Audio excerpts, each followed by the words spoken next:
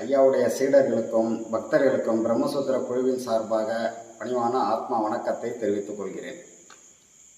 நேற்று ஒரு வீடியோ பதிவு நீங்கள் எல்லாருமே பார்த்துருப்பீங்க. அந்த பதிவில் 1/4/26 அன்று நடைபெறக்கூடிய பௌர்ணமி நிகழ்ச்சி ரத்து, ஆசிரமத்தில் ரத்துன்னு சொல்லி ஒரு மெசேஜை நீங்கள் பார்த்துருப்பீங்க. இது பொய்யான ஒரு தகவல். அப்படி ரத்து கிடையாது. ஏன் கிடையாதுன்னா, ஐயா இது வரைக்கும் ரத்து பண்ணணும்னு எங்கேயுமே சொன்னதில்லை. எப்பவுமே பௌர்ணமி நிகழ்ச்சி நடக்கணும், எல்லா பக்தர்களும் சீடர்களுக்கும் அன்னதானம் வழங்கணும், அவங்க சிறப்பாக இங்கே சாமி கும்பிடணும், பக்தி பண்ணணும். ரெண்டாவது, ஆசிரமத்தில் நடக்கக்கூடிய அனைத்து நிகழ்ச்சிகளுக்கே பங்கேற்று அவங்க மகிழ்ச்சியாக இங்கேருந்து திரும்பணும்.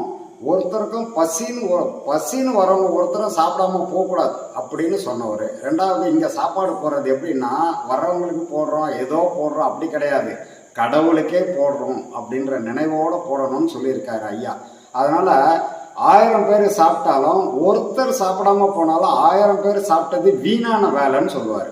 அந்த வகையில் நம்ம இது வரைக்கும் அதை சரியாக கடைப்பிடிச்சிக்கிட்டு வரோம். இன்னைய வரைக்கும் ஒருத்தரும் சாப்பாடு இல்லைன்னு சொல்லி போனவங்க கிடையாது. சாப்பாடு மீந்தாலும் எடுத்துன்னு போய் வெளியில் கொட்டிடுவோம், யாருக்கா கொடுத்துருவோமே தவிர சாப்பாடு இல்லைன்ற பேச்சுக்கே இடம் இல்லை. ஆனால் யூடியூப் பதிவில் நீங்கள் பார்த்தீங்கன்னா, எங்களுக்கு நாங்கள் சாப்பிடலை இப்படி ஒரு கம்ப்ளைண்ட்டாகவே அவங்க பதிவு பண்ணியிருப்பாங்க. இதில் சாப்பிடலைன்னு சொல்கிறவங்க யாருன்னா, கிட்டத்தட்ட போன பௌர்ணமி நிகழ்ச்சியில் 1200 பேர் கிட்ட சாப்பிட்ருக்காங்க. 7 பந்தி, ஒரு பந்திக்கு 150 பேர்னா கூட 7-8 பந்தி போயிருக்கு. 1200 பேர் சாப்பிட்ருக்காங்க. அது இல்லாமல் சாப்பாடு மீந்து போயிட்டு முதியோர் இல்லத்துக்கு கிட்டத்தட்ட ஒரு 70 பேர் சாப்பிட்டாங்க. அஞ்சம் 70 பேர் அந்த முதியோர் இல்லத்துலேருந்து வண்டி ஏற்றிக்கிட்டு போனாங்க. அது 70 பேர் அங்கே சாப்பிட்ருக்காங்க. அதுக்கப்புறம் குழந்தைகள் இல்லத்தில் ஒரு 40 குழந்தைகள் சாப்பிட்டாங்க. இப்படி அதுக்கும் மீறி இங்கே வேலை செய்கிறவங்கெல்லாம் சாப்பாடு கொண்டு போனாங்க. சாப்பாடு இல்லைன்ற பேச்சுக்கு இடம் கிடையாது. ஆனால் நாங்கள்லாம் சாப்பிடலை. எப்படி சாப்பிட முடியும்? இங்கே எதுக்கு வந்திருக்காங்கன்னா, அவங்க பஜ்ஜி போண்டா டீ சாப்பிட்டு போயிடுறாங்க. இது எல்லாருமே சாப்பிடணும்னு சொல்லி தான் சாப்பாடு ரெடியான உடனே 12:30 மணிக்கு சந்தோஷ் போய் சொல்கிறான், சாப்பாடு ரெடி ஆகிடுச்சு, எல்லாரும் சாப்பிடுங்கன்னு போய் சொல்கிறான். ஆனால் எல்லாரும் தலையாட்டின்னு கம்முன்னு உட்காந்துட்டு வந்தவங்க வரைக்கும் சாப்பிட்டாங்க. அவங்க சீடர்களும் சாப்பிட்டாங்களே தவிர இவங்க சாப்பிடாம வெளியிலேருந்து வர வச்சு சாப்பிட்டாங்க. அது நம்ம என்ன சொல்ல முடியும்? அதாவது எல்லாமே அவங்களோட மனம் செயல்படுறத வச்சு அவங்களோட செயல் நடக்குது. மனசை வச்சு தான் அவங்க எல்லாமே பண்ணிக்கிட்டு இருக்காங்க. தானே தமக்கு பகைவனும் நட்டானும் சொல்லுவார். திருமூலர் ஒரு பாடலில் சொல்லுவார், தானே தமக்கு பகைவனும் நட்டானும். நீ முடிவெடுக்கிற, உனக்கு நண்பனும் நீ தான், பகைவனும் நீ தான். அதனால முடிவு உன் கையில். அப்படிதான் அவன் நினைச்சு அதை பண்ணிட்டு இருக்கிறான். தானே தமக்கு பகைவனும் நட்டானும், தாமே தாம் வினை துய்ப்பானும். அவன் செய்கிற வினைய அவன் தான் துய்ச்சாகணும். அது நல்லதா இருந்தாலும் கெட்டதா இருந்தாலும் அவன் செய்யறதுக்கான பலன் அவனுக்கு தான் போய் சேரும். அந்த மாதிரி தவறான விஷயங்களை பொய்யே சொல்லி காலத்தை தள்ளிக்கிட்டே போறதுன்றது இது தவறான அணுகுமுறை. அதாவது ஐயா இங்க என்ன சொல்றாருன்னா, நல்லதை மட்டும் சொல்லுங்க. ஒரு குரு இந்த ஆசிரமத்துக்கு நம்மளை நம்பி வராங்க, நாம் என்ன சொல்லணுமோ அதை மட்டும் சொல்லணும், நல்லதை மட்டும் சொல்லணும். கெட்டதை எக்காரணத்தை கொண்டு அவங்க காதில் விழக்கூடாது. ஏன்னா உயிர் ஆற்றல் கெட்டதை முதல்ல எடுக்கும். அதனால அவங்க எல்லாத்தையும் விட்டுட்டு இங்கே வராங்கன்னா அவங்க மனசில் விதைக்க வேண்டிய சரியான விஷயத்தை விதைக்கணும். இதுதான் நம்ம ஆசிரமத்துக்கு அழகுன்றதை ஐயா பல வீடியோக்களில் சொல்லியிருக்கிறாரு. பல விஷயங்கள் முரண்பாடாக சீடர்கள் மத்தியில் போய் திணிக்கும் பொழுது என்ன ஆயிடுதுன்னா, சீடர்கள் கன்ஃபியூஸ் ஆகிடுறாங்க. எது சரி எது தப்பு என்ன புரிதல் இல்லாமல் அவங்க இப்படி போகிறதா அப்படி ஒரு தடுமாற்றத்தை ஏற்படுத்தி நாம் அவங்கள குழப்பி விட்டுறோம். எவ்வளோ தூரத்துலேருந்து இங்கே வந்தால் ஆன்மீக பாதையில் ரொம்ப சிறப்பாக ஐயா நடத்தி கொடுத்துருக்காரு. அதன்படி இன்றைக்கி நடந்துக்கிட்டு இருக்குது. இங்கே போனால் மட்டும்தான் நம்ம ஒரு ஆன்ம முன்னேற்றத்துக்கு போக முடியும்னு சொல்லி வர்ற அந்த சீடர்களை இப்படி குழப்பினா அது பெரிய ஒரு முரண்பாடை ஏற்படுத்தி ஆசிரமத்தில் அவங்கள எல்லாருமே வேறு மாதிரி திசை திருப்பி தப்பாக வழி நடத்திடுறாங்க. அதனால் தயவு செய்து இந்த வீடியோவில் வரக்கூடிய எந்த மெசேஜையும் நீங்கள் பெருசாக யூட்டிலைஸ் பண்ணிக்காமல், ஆசிரமத்துக்கு பௌர்ணமின்னா கண்டிப்பாக நடக்கும், நீங்கள் வந்துடுங்க. ஏன்னா வந்தால் தான் உங்களுக்கு இங்கே என்ன நடக்குதுன்னு தெரியும். இப்போ ஒரு சில பொய்யான விஷயங்கள் நான் இப்போ உதாரணத்துக்கு உங்களுக்கு சொன்னேன் இல்லையா, சாப்பாடு விஷயம் சொன்னேன். அடுத்த ஒரு விஷயம் சொல்கிறேன் பாருங்கள், உங்களுக்கே தெரியும். 5 லட்சம் ரூபாய் ரோடு எஸ்டிமேஷன் ஒன்று இங்கே பஞ்சாயத்தில் போட்டாங்க. 5 லட்சம் ரூபாய் நம்ம ஆசிரம போர்டுலேயே ஆசிரம செவுத்துலேயே எழுதி வச்சுருப்பாங்க. இதை இவங்க ஒரு வீடியோவை எடுத்து நாங்கள் ரோடு போட்டுட்டோம், நாங்கள் ரோடு போட்டுட்டோம் அப்படின்னு சொல்லி பரப்பி வச்சுருக்காங்க வீடியோவில். ஒரு விஷயமும் பொய்யான விஷயங்களையே உண்மை மாதிரியே, அதாவது பொய்யை பலமுறை சொன்னால் உண்மை ஆகிடும்ன்றது அவங்க கூற்று.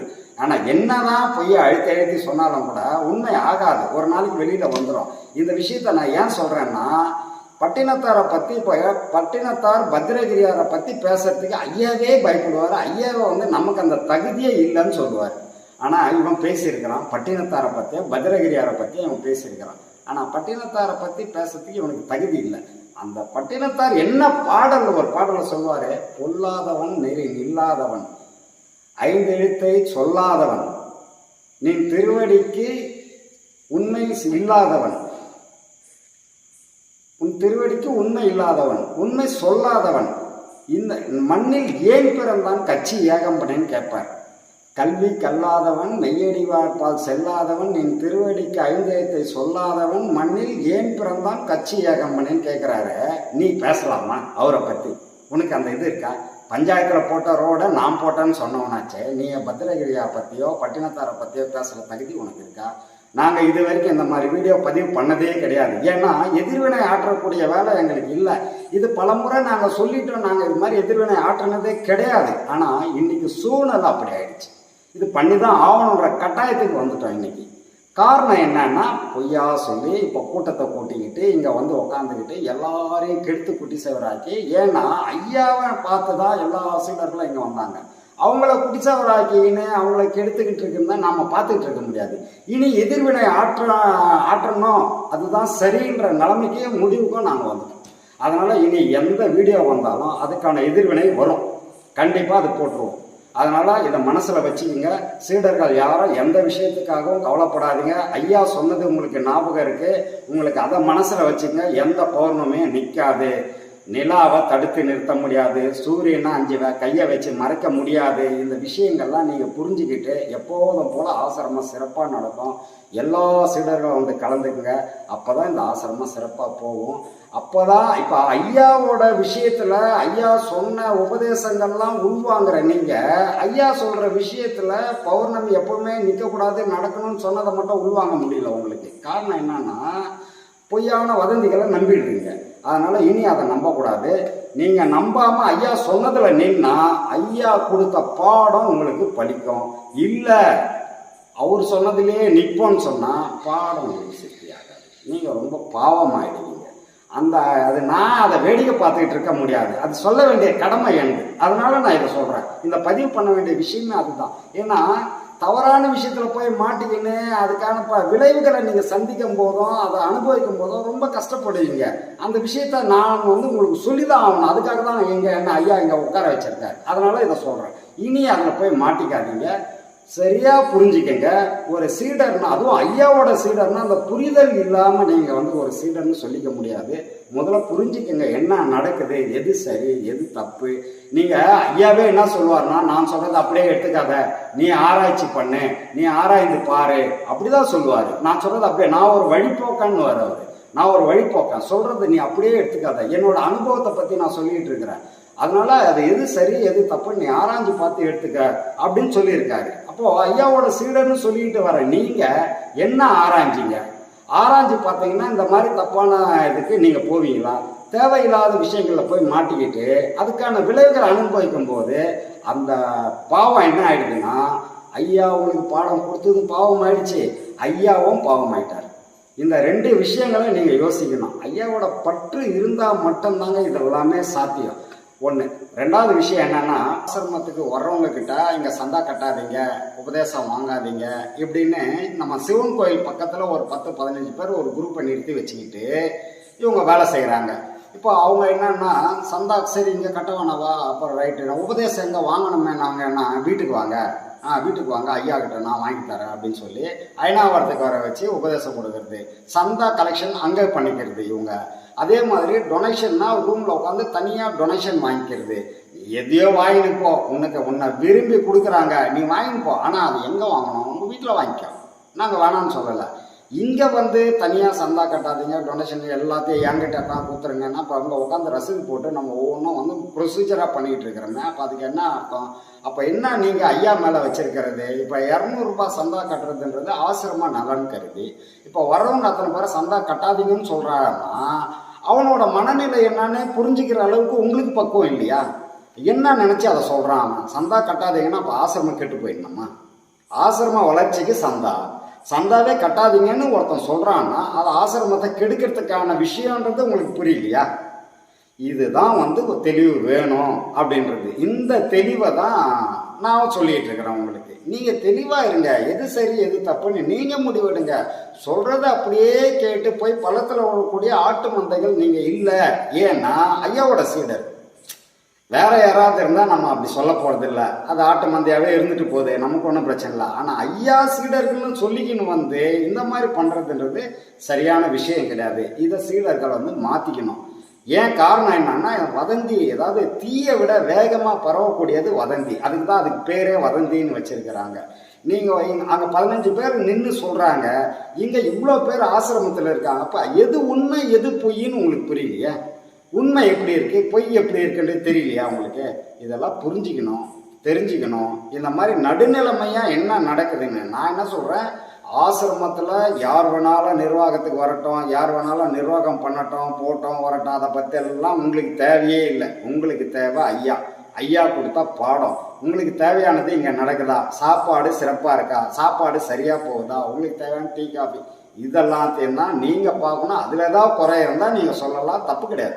ஆனால் என்ன விஷயத்த நீங்கள் வந்து உள்வாங்கிறீங்கன்றது நீங்கள் சிந்திக்க மாட்டேன்றீங்க. சிந்திக்காமல் உள்வாங்கிட்டு எதையோ ஒன்று பண்ணிட்டு போயிட்டுருக்கீங்க. சொல்லி கொடுத்ததை அப்படியே சொல்லக்கூடிய கிளிப்புள்ளை நீங்கள் இல்லை. என்ன சொல்லி கொடுக்குறாங்களோ அப்படியே வீடியோவில் வந்து ஒப்பிக்கிறது. அதே மாதிரி கூலிக்குன்னு மாரடிக்கிறவங்க சில பேர் வராங்க அந்த குரூப்பில். அவங்க என்ன பண்ணுறாங்க, கூலி வாங்கிக்கின்னு அவங்க வேலையை செய்கிறாங்க. அதுதான் அந்த 15 பேர் அங்கே நின்றுன்னு சொல்கிறதெல்லாம். இது கூலிக்கு மாரடிக்கிறவங்க சொல்கிற வேலை. இந்த விஷயம் கூட உங்களுக்கு புரியல. கூலி வாங்கிக்கிறாங்க, அதனால் எவ்வளோ கூலி கொடுக்குறோமோ அதுக்காக அவங்க வேலை செய்வாங்க. அந்த மாதிரி வேலை செய்துக்கிட்டு இருக்கிறாங்க. இதையே நீங்கள் புரிஞ்சுக்கணும். ரெண்டாவது விஷயம் என்னன்னா, மூணாவது, நீங்கள் திறமையானவங்க அப்படின்றதுக்கு ஐயா ஒரே ஒரு உதாரணம் உங்களுக்கு சொல்லியிருப்பார். என்னன்னா, நான் என்னையே பிடிச்சிக்கிட்டு என் வாழை பிடிச்சிக்கிட்டு என் கூடயே இருன்னு சொல்லலை. எனக்கு அப்புறம் என்ன மாதிரி வர்றதுக்கு நீங்கள் முயற்சி பண்ணுங்கன்னு அவர் சொல்லிட்டு போயிருக்காரு. எப்படி சொல்லியிருக்க? பாடத்தை சிறப்பாக கொடுத்த பாடத்தை நீ சிறப்பாக பண்ணேன்னா உனக்கு அறிவு தெளிவாகும். மனசுலேயே வாழ மாட்டேன். மனசை அறிவோட கொண்டு போய் சேர்த்து அறிவு தெளிவாக்கி அந்த தெளிவில் நீ வாழ ஆரம்பிச்சிருவ. அதுதான் ஐயா பாடமாக உனக்கு கொடுத்தாரு. அப்போ பாடம் பண்ணாதவங்களுக்கு அறிவு எப்படி தெளிவாகும்? மனசுலேயே மனம் போன போக்கில் மனம் கால் போய்கிட்டு இருக்கு, கால் போன போக்கில் நீ போய்கிட்டு இருக்கிற. அப்போ வாழ்க்கை இப்படி தான் போகும். அப்போது நீ என்ன பண்ண, அறிவு கொண்டு வாழறதுக்கு முதல்ல முயற்சி பண்ணணும். அப்போ தான் ஐயாவோட சீடர். இல்லைன்னா ஐயா சீடர்னு தயவு செய்து சொல்லிக்காதீங்க. எங்கேயோ போய் நான் இங்கே பாடம் வாங்கினேன், பிரம்மசூத்திர கூட ஆசிரமத்தில் போய் பாடம் வாங்கினேன்னு சொல்லிக்காதீங்க. இன்னொரு விஷயம் என்னன்னா, நீங்கள் பார்த்துருப்பீங்க அந்த வீடியோ கூட உங்களுக்கு, நீங்கள் ஏற்கனவே பார்த்துருப்பீங்க. நான் இப்போ சொன்னேன் இல்லையா, எதிர்வினை ஆற்றுவோம் இனிமேல்னு ஒரு விஷயம். 2000க்கு முன்னாடியே ஐயாவும் ஐயாவோட குருவும் சேர்ந்து எனக்கு உபதேசம் கொடுத்தாங்க. அப்போ யாரு இங்கே முதன்மை சீடர்னா இந்த தியாகு தான் அப்படின்னு ஒரு பதிவு நீங்கள் பார்த்துருப்பீங்க. நான் 2000 இல்லை 2009 தான் ஆசிரமம் தொடங்குது. 2000க்கு முன்னாடியே வீட்டை விட்டு ஓடி போனவன், அவ்வளோ வேட்கை உள்ளவன். இந்த தேடலி எனக்கு ஒரு விடையை சொல்லி ஆகணும்னு வீட்டை விட்டு வெளியேறினவன். ஆனால் அவனை பிடிச்சின்னு வந்து ஐயாவும் ஐயாவுடைய குருவும் 2 பேரும் சேர்ந்து எனக்கு ஒரு உபதேசம் கொடுத்து என்னை உட்கார வச்சாங்க. அப்போ முதல்ல உபதேசம் வாங்கினவன் யாருன்னு சொன்னால் இதே தியாகு மட்டும்தான் காட்டியிருக்காரு. அதே நேரத்தில் குருவாக இருந்து இறைவனை தேடி போன போகிற பயணத்தில் பாடங்கள்லாம் கற்றுக் கொடுத்து, ஏன்னா அவர் வந்து வாலண்டியர் எங்களை வந்து பாடம் கற்றுங்கன்னு எதுவும் சொன்னதே கிடையாது. இந்த உலகம் ஃபுல்லாக இருந்து நாங்கள் அவர்கிட்ட வந்து பாடம் கற்றுருக்காங்க. ஆனால் நாங்கள் பாடம் வாங்கினதுக்கு ஒரு லேட்டான காலகட்டம் தான். அவர் வீட்டிலேருந்து பண்ணிகிட்ருக்காரு. பார்த்துருக்கீங்களா? பார்த்துருப்பீங்க. அதுக்கப்புறம் ஒரு பதிவு வந்தது. சந்தோஷ், ஜமுனா, ஐயா சொல்லுவார், சந்தோஷ், ஜமுனா இவங்கெல்லாம் சந்தோஷ் பாடம் வாங்கினதுக்கு அப்புறம் தான் இவங்க வந்து பாடம் வாங்கினாங்கன்னு ஐயா வாயால சொல்லியிருப்பார். எங்கள் பசங்களுக்கு சீன, ஜமுனா, சந்தோஷுக்கு உபதேசம் கொடுன்னாங்க. நான் அது வரைக்கும் எங்கள் பசங்களுக்கு யாருக்கும் உபதேசம் கொடுக்கல. அந்த வீடியோவும் பார்த்தீங்களா? உண்மைக்கு புறம்பானதை மட்டுமே உள்வாங்குறீங்க. அது என்னடான்னா உயிரோட இயல்பு, உங்கள் உயிர் இயல்பால் தான். உயிர் இயல்பு மாறினாதான் நீங்கள் ஞானம் அடைய முடியும், மனசிலிருந்து தெளிவாக முடியும், மன அடங்கிய நிலை உங்களுக்கு கிடைக்கும்ன்றது தான் இப்போ நான் சொல்லிக்கிட்டு இருக்கிறேன். உயிர் இயல்புன்றது கெடுதலை தான் முதல்ல பிடிக்கும். அதனால கெடுதல்லேருந்து விலகுங்க, நல்லதை பிடிங்க, ஐயா சொன்னதை பிடிங்க. பிடிச்சிங்கன்னா வாழ்க்கையில் உருப்படலாம். ஏன்னா நீங்கள் உருப்பட்டீங்கன்னா தான் மற்றவங்க உருப்படுவாங்க. இல்லைன்னா உருப்பட்டவங்களையும் நீங்கள் கெடுப்பீங்க. அந்த வேலையை வச்சுக்காதீங்க.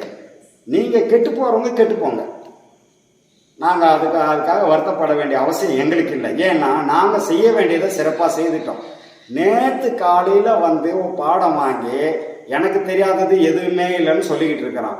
ரெண்டாவது பாடம் கொடுக்கும்போது இங்கே வந்து ஃபஸ்ட்டு நான், அதுக்கப்புறம் என்னோட மனைவி ஜமுனா, அதுக்கப்புறம் சரவணன் சாமி, அதுக்கப்புறம் செந்தில் சாமி, அதுக்கப்புறம் சக்திவேலு, அதுக்கப்புறம் பாலன், பாலு, இவ்வளோ பேர் தான் வந்து உபதேசம்.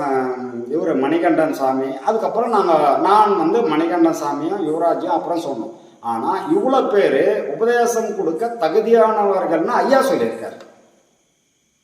ஐயா சொன்னவங்க தான் உபதேசம் கொடுத்துக்கிட்டு இருக்கிறோம் இன்னைய வரைக்கும். நாங்கள் கொடுக்குற உபதேசம் தப்பான், இவர் கொடுக்குற உபதேசம் சரியா? எதையாவது ஒரு லாஜிக் இருக்கா சொல்கிறதில்ல? சரி, இதையாவது நீங்களாவது அதை உள்வாங்கிறீங்களே, அது சிந்திக்க வேண்டாமா? இவங்க எப்போதுலேருந்து கொடுக்குறாங்க? இவங்க கொடுக்குற உபதேசம் தப்புன்னா ஐயா அப்பயே கேட்டிருப்பாரு. ஐயா இருக்கும்போது இவங்க தப்பாக கொடுக்க முடியுமா? தப்பாக கொடுத்துருந்தா ஐயா விட்டுருப்பாரா? ஏன்னா அவருக்கு உயிரே இந்த பாடம். இந்த பாடத்துக்காக தான் இவ்வளோ கஷ்டப்பட்டார், இவ்வளோ விஷயங்களை செய்து வச்சிருக்கிறாரு. ஐயா இருக்கும்போது இந்த பாடம் தப்பாக கொடுத்துருப்போமா? கொடுத்துருந்தா அவர் விட்டுருப்பாரா? ஆனால் இவங்க கொடுக்குற பாடம் சரியில்லைன்னு சொல்கிற தகுதி அவங்களுக்கு இருக்கா? இதையும் நீங்கள் வீடியோவில் சொல்கிறீங்க.